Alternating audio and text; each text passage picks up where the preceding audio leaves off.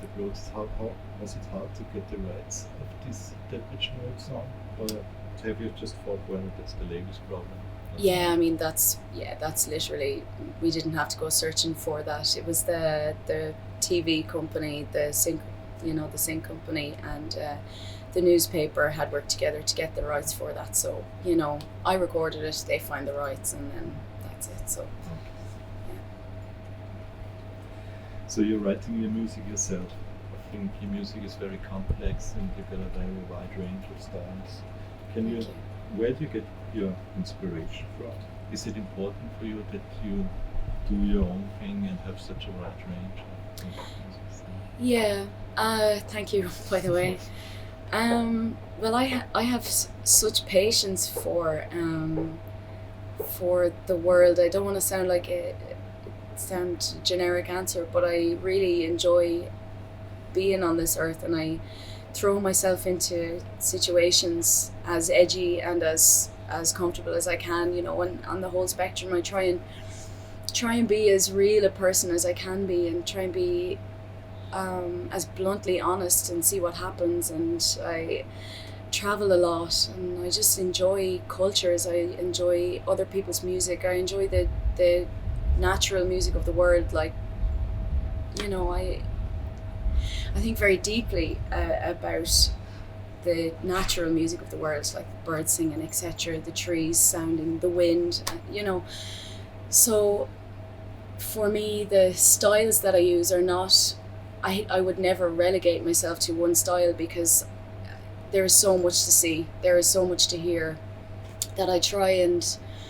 find what I find and put it in the best way I can into my music, and afterwards it sounds like things, and people say that it sounds like this or this, but I've never tried to sound like anything.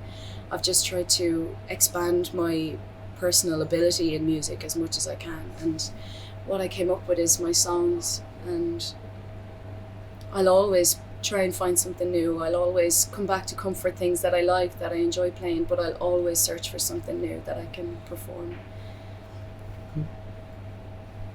Can you tell us a little bit about the songwriting process? How can we imagine the development of a song from you?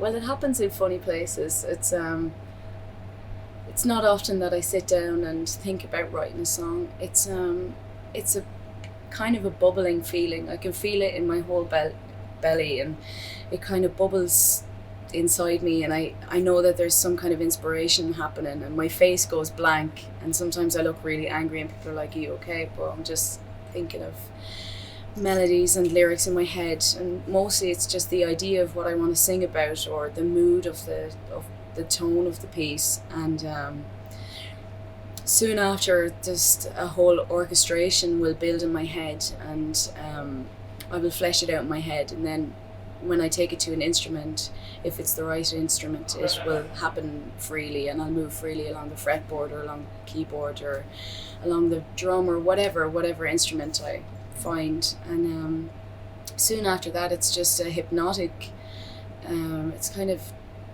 trance-like. You just become what's happening inside you. The feeling inside manifests itself through voice or through how you play the instrument, and you hypnotize the piece inside you until it becomes tangible, until it becomes a sound. And then there's a little bit of forethought about how I want to place my lyrics and how I want them to be percussive from my mouth, or choose how I'm going to sing it. And you just flesh and search within all the abilities within myself and the instrument to finally come up with a song. But usually it's not really that thought out, it just happens actually. So Bitte, ja. Okay, you ready? Yep. Okay. So as a first question, I read about you got a very untypical style how to play guitar. I read about an accident you had when you were young. Can you tell me a little bit about this? Yeah, when I was 1.5 years old, I fell under a lawnmower, and cut all my fingers off, and at that stage it sounds funny, but I was already I had a guitar in my hand, so I wasn't allowed to play the guitar until my hand healed, and so I grew up as a left-handed person and had to change over into right-handed, but the only guitar that was in a house, any house, in my house and in any house, was always a right-handed guitar, and I was a left-handed player, so I had to turn it upside down, and I learned how to play a right-handed guitar upside down, but it's also handy for house parties and that. So the style of playing is I'm starting from the small strings first, so the sound is different, I think, and I play a kind of a percussive style bass notes. I try and fit the whole band sound that I could actually portray through a guitar alone. So yeah, it's a bit of a different style, I think. You never take any guitar lessons?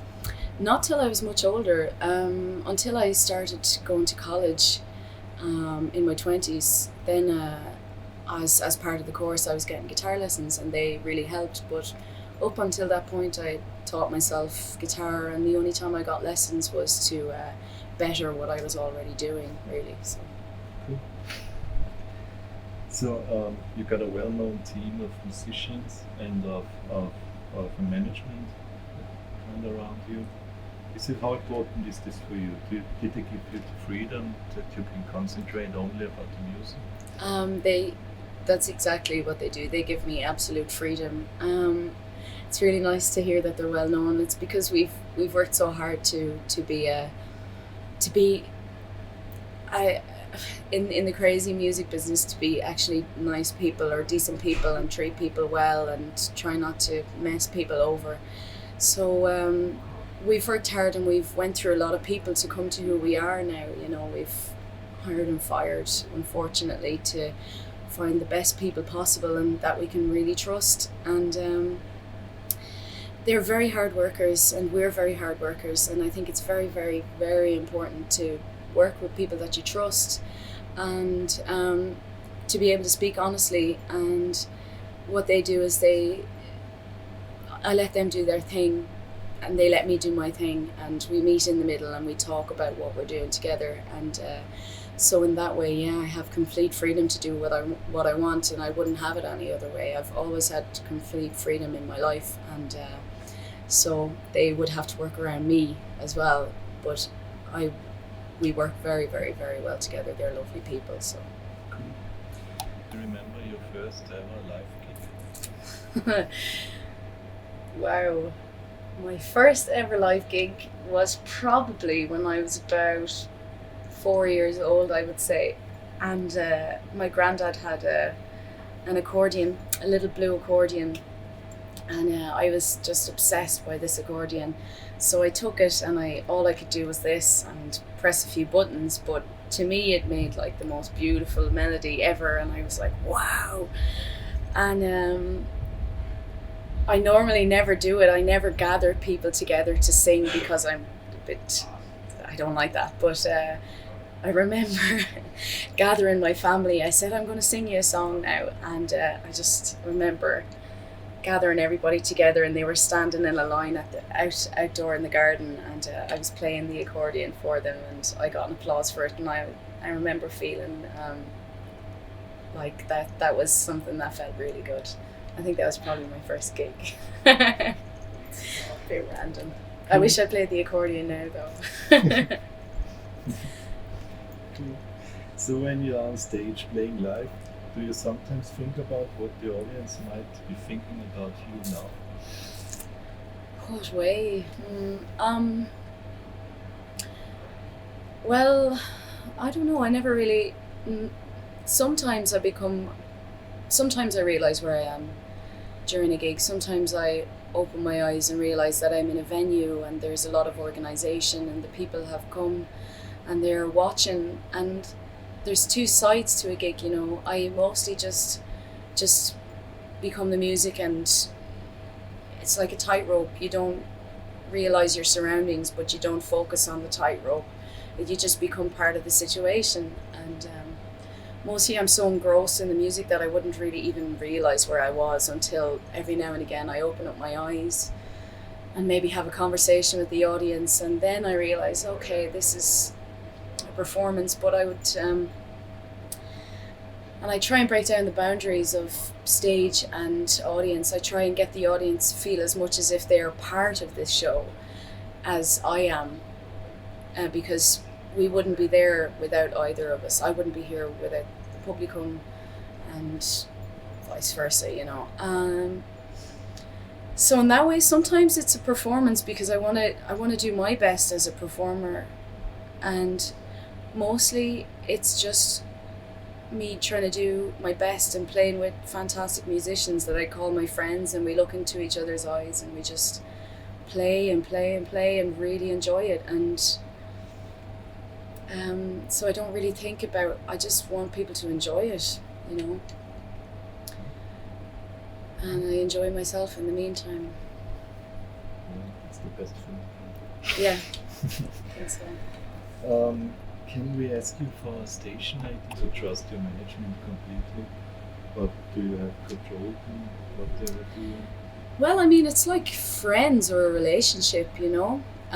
If you go into work with people, you want to know them inside out, and you want to know their intentions, and you ask them what can they do for you, and to give you some examples or to show you what they can do for you. I think anybody who's starting in a relationship will test everything, and as they do with me, you know.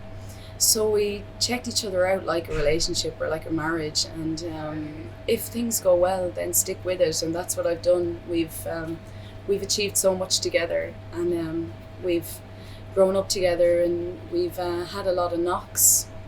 We had a lot of bad news, we had a lot of great news, but the best thing is at the end of the day that the good news is the most important thing, and we still really like each other, and we're getting better every day. So cool.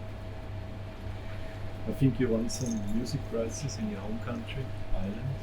yeah. So how important are such awards for you? Well, awards like that are, I'm very, very happy to get them, don't get me wrong, I'm very happy to get them, but awards don't make a person, you know. I mean, my success, I would say, is that I'm still able to do this and I still really enjoy what I'm doing.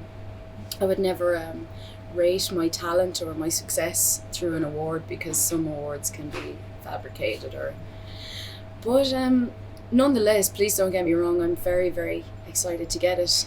I won Best Newcomer 2 years ago, and then last February, the next year I won Best Female, so that was like a big, big, big surprise for me. I really didn't expect that, because the standard of the other women were so high.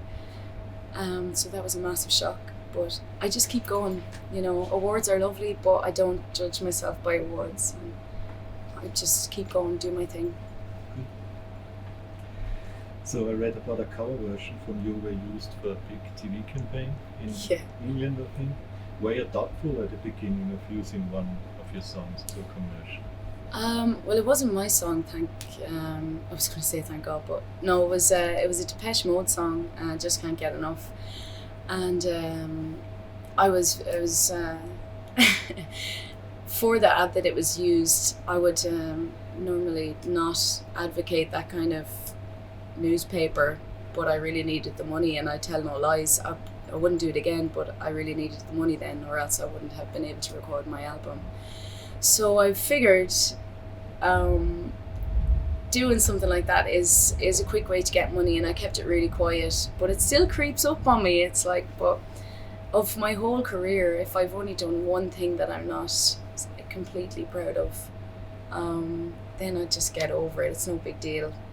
Took the money and run, and I made my new album, so yeah, I can hold my head up high still about it. Cool. Yeah, cool.